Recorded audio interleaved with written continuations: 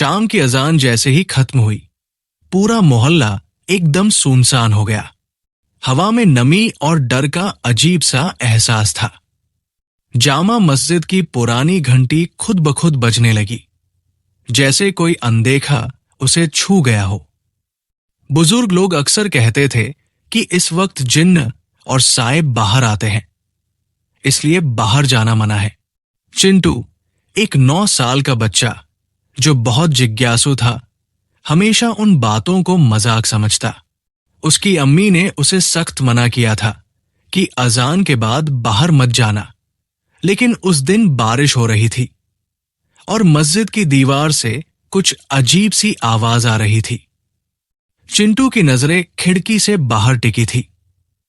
उसने अपनी छतरी ली और बिन बताए बाहर निकल गया। चिंटू जब गली से मस्जिद की ओर बढ़ा तो उसे रास्ते में कोई भी नहीं मिला। हर दरवाजा बंद, हर खिड़की पर पर्दे पड़े हुए थे। बारिश की बूंदें धीरे धीरे उसकी छतरी पर पड़ रही थी और हवा में अजीब सरसराहट थी। अचानक किसी कुत्ते के भौंकने की आवाज आई और वो डर के मारे थोड़ा थम गया, मगर उसकी जिज्ञासा उसे आगे खींच रही थी। जब वो मस्जिद के नजदीक पहुंचा तो दीवार पर एक साया उसे देखता महसूस हुआ। उसने कई बार पलकें झपकाई, पर साया वही रहा। उसके कदम खुद ब खुद मस्जिद के गेट की ओर बढ़ते गए। गेट खुला पड़ा था, लेकिन अंदर अंधेरा था। जैसे ही चिंटू ने मस्जिद में कदम रखा, हवा और ठंडी लगने लगी। अंदर की दीवारों से एक अजीब सी सरगोशी आती महसूस हुई, जैसे कोई बहुत धीरे धीरे कुछ पढ़ रहा हो। मस्जिद खाली थी, मगर ऐसा लग रहा था जैसे वहां कोई मौजूद है। उसने जैसे ही आगे कदम बढ़ाया, एक दरवाजा अपने आप बंद हो गया। चिंटू चौंक गया, उसकी छतरी गिर गई। तभी उसने देखा, सामने की मीनार पर कोई बैठा हुआ है, सफेद कपड़े में, चेहरा झुका हुआ। उसने डरते डरते पूछा, अम्मू, आप हो क्या? मगर कोई जवाब नहीं मिला। सफेद साया धीरे धीरे उठकर हवा में तैरता हुआ पीछे चला गया। चिंटू डरते डरते उस मीनार की ओर बढ़ा जहां वो साया गया था। जैसे ही उसने वहां कदम रखा, उसे एक बंद दरवाजा दिखा जिस पर अरबी में कुछ लिखा था। दरवाजे के नीचे से खून की बू जैसी गंध आ रही थी। उसने धीरे से दरवाजा खोला। अंदर अंधेरा था, मगर फर्श पर कुछ लाल धब्बे थे। एक कोना ऐसा था जहां पर पुराने कपड़े, तावीज और जले हुए कुरान के पन्ने पड़े थे। अचानक दरवाजा अपने आप बंद हो गया और कमरे में झटके से लाइट जल उठी। चिंटू ने पीछे देखा, वहां एक आदमी खड़ा था, मगर उसका चेहरा नहीं था, सिर्फ एक काली खाली जगह थी। चिंटू ने पीछे हटने की कोशिश की, लेकिन उसके पैर जैसे जमीन से चिपक गए। उस अजीब आदमी ने अपने हाथ में एक तावीज निकाला और उसे हवा में घुमाया। कमरे की दीवारों पर जैसे पुरानी कुरान की आयतें खुद ब खुद लिखने लगी। हर आवाज डरावनी थी, हर शब्द में दर्द छुपा था। चिंटू की आंखों से आंसू बहने लगे, पर वो कुछ कर नहीं पा रहा था। तभी उस तावीज से एक औरत की आवाज आई, मुझे रिहा करो, मुझे रिहा करो। वो आवाज उसी की अम्मी की लग रही थी। चिंटू चिल्लाया, अम्मू कहाँ हो आप? मगर जवाब सिर्फ चीखें थी। वो आदमी धीरे धीरे गायब हो गया और सामने एक तहखाने का दरवाजा खुला। चिंटू ने हिम्मत करके वहां झांका। सीढ़ियां नीचे अंधेरे में जा रही थी। हर सीढ़ी पर किसी की छाया नजर आती, मगर गायब हो जाती।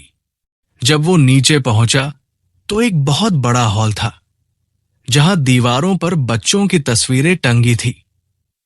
हर एक तस्वीर में बच्चों के चेहरे डरे हुए थे और उन पर गुमशुदा लिखा था। एक कोने में अम्मू का दुपट्टा पड़ा था। उसे यकीन हो गया, ये जगह शैतानी ताकतों का अड्डा है, और वो आदमी शायद इंसान था ही नहीं। तभी एक जोरदार झटका लगा और चिंटू हवा में उठने लगा, जैसे किसी ने उसे जकड़ लिया हो।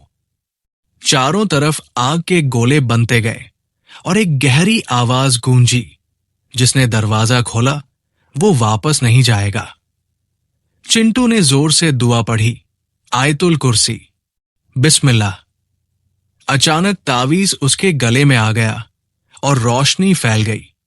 साए चिल्लाते हुए दूर भागे, दीवारें हिलने लगी, लेकिन तहखाने का दरवाजा फिर से बंद हो गया। चिंटू होश में था, मगर वो बाहर कैसे जाएगा? चिंटू घबराया बैठा रहा मस्जिद के कोने में, हाथ में तावीज लटक रहा था। दिल जोर से धक धक कर रहा था और अम्मी की आवाज दूर से आई, बेटा, बेटा बचा ले। वो उठ के भागा, लेकिन हर दफा दरो दीवार घूमने लगे। पर्दा हिला, पीछे देखता है एक औरत, लेकिन अम्मी जैसी लग रही, पर चेहरा साफ नहीं। वो बोल रही थी, मुझे बचा ले, वो फिर से आ रहा है। तभी एक ठंडी हवा चली और अचानक पीछे से वो बिना चेहरा वाला आदमी हंसता आया। कहने लगा, ये तेरी अम्मी नहीं, ये उसका साया है। चिंटू के पैर कांपने लगे। वो आदमी कुछ अजीब लफ्ज बड़बड़ाने लगा और मस्जिद की फिजा बदलने लगी। एकदम अजीब आवाज, जैसे कोई उल्टी आजान पढ़ रहा हो। चिंटू को लगा वथी उल्टा चल रहा है। उसकी आंखों के आगे अम्मी का चेहरा, फिर किसी मौलवी का चेहरा, फिर वही चेहरा विहीन साया। सब कुछ घूमने लगा। वो जोर से चिल्लाया, अल्लाह बचा ले, लेकिन आवाज गूंज बन के दीवारों में समा गई।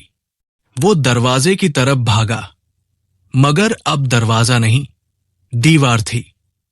मस्जिद ने उसे कैद कर लिया था। कहानी पुरानी थी। हाड़ी मस्जिद में 100 साल पहले एक मौलवी ने कुछ हराम इल्म हासिल करने की कोशिश की। उसने अजान में शैतानी तिलावत मिलाया और उसी दिन से मस्जिद शापित हो गई। हर 500 साल में एक नई रूह चाहिए जो उस मस्जिद को जिंदा रखे। चिंटू बस गलती से उस लकीर में आ गया। अम्मी ने पहले ही उस रूह से लड़ाई की थी और अब उसकी रूह भी वही अटकी थी। अब चिंटू और अम्मी दोनों कैद, दोनों बेजुबान और मस्जिद की दीवारों में कैद। अगली सुबह मस्जिद फिर वैसी ही शांत थी।